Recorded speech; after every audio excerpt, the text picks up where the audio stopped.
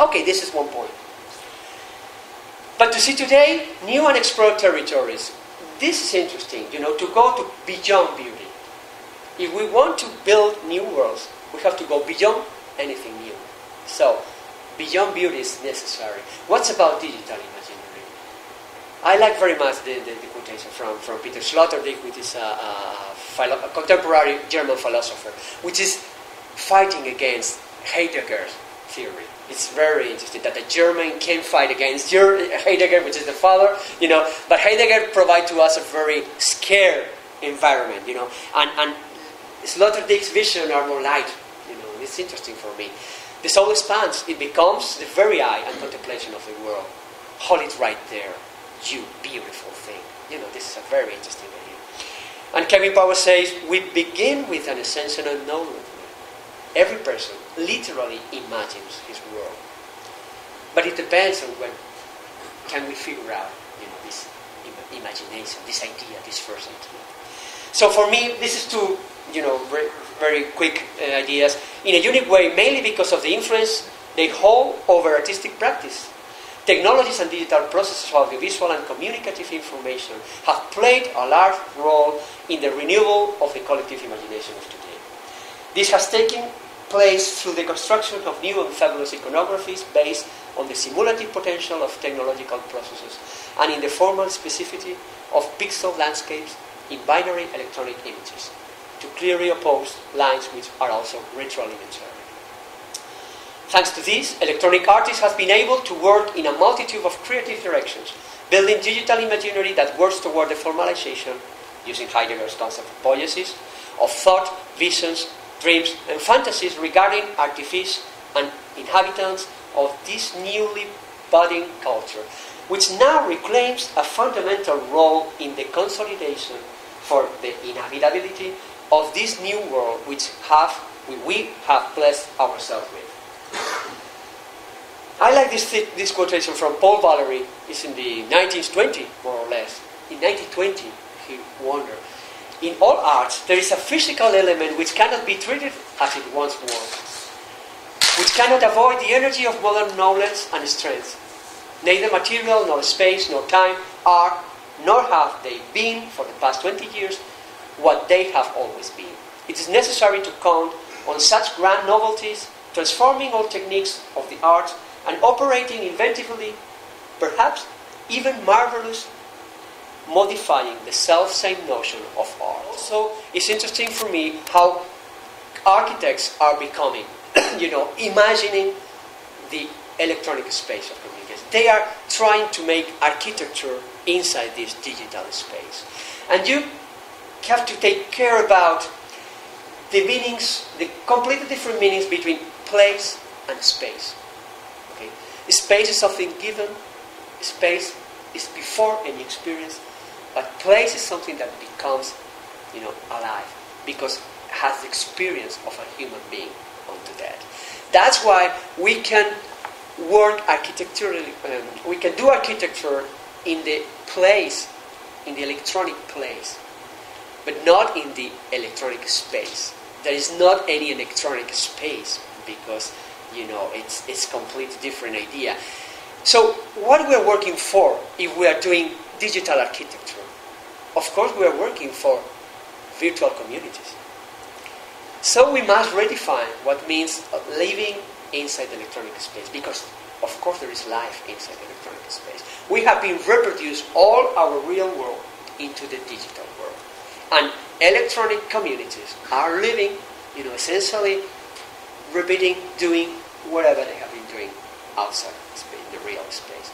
That's why these architectures, digital architectures, are so interesting nowadays, because this is the effort of architects to become again poets, like in the Renaissance, who invented perspective as a symbolic fact.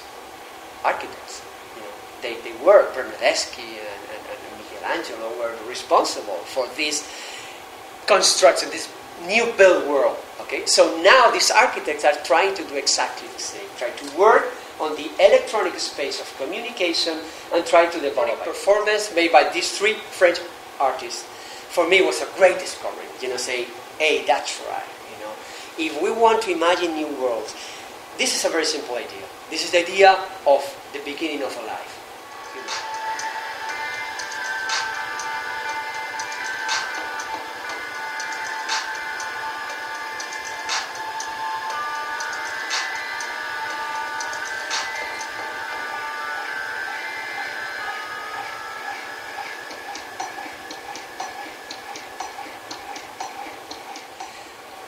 As Vienna said, the thing of each age is reflected in its technologies.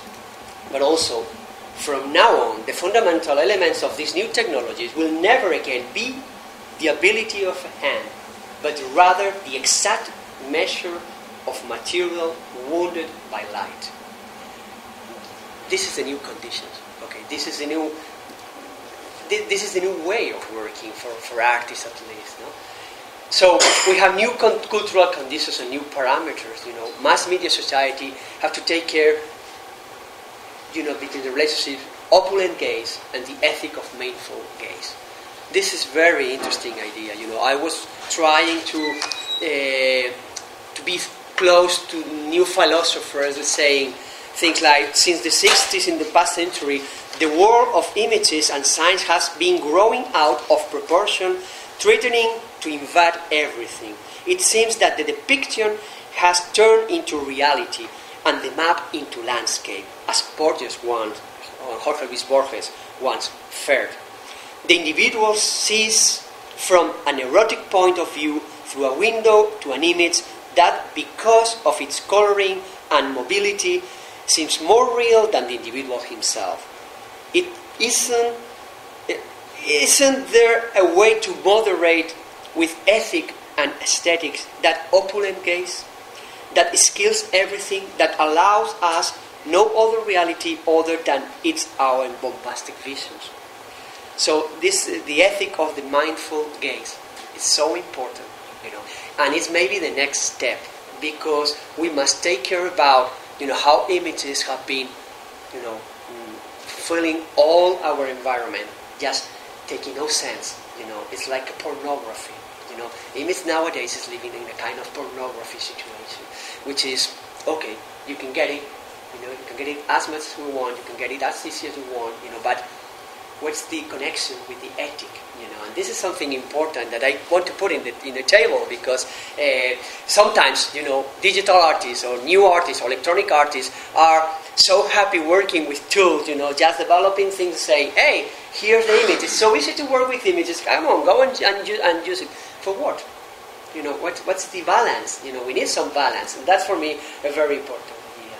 So one of the challenges of modern vision is to build new worlds, of course, but in the second time, inhabiting the electronic space, is it a copy of the real world or beyond mimetics? This is important for us, because we have the opportunity, the possibility of building something new. Are we going to mimetize, what we are living? Or we are going to use creatively the potentials, of all these new tools to do maybe something beyond beauty, beyond real, beyond, mimetics. That's I'm also interested in, because, for example, these new architectures, for me, architects become again poets, saying, we can imagine the way of living just in a different situation than the boxes, these parallel boxes that we are living now. We have enough technology to produce houses completely different, in a different way. So why cannot we do houses like this, and put people living into that? For example, this is the new House of Grass in Austria, imagined by Peter Cook and Colin Fournier. Take care about that. It was imagined inside the London Architecture School. So students, young people from 20 years old was imagining this, and that Peter and Colin could finally develop. This is an idea, but it's crazy to imagine that this is now built. You can work onto this house of grass, and it's so metaphorical. It's interesting to imagine that we can live in a metaphorical house again, as it was in the Renaissance, or maybe in the Gothic era, or the Middle Age era. This is final image of a build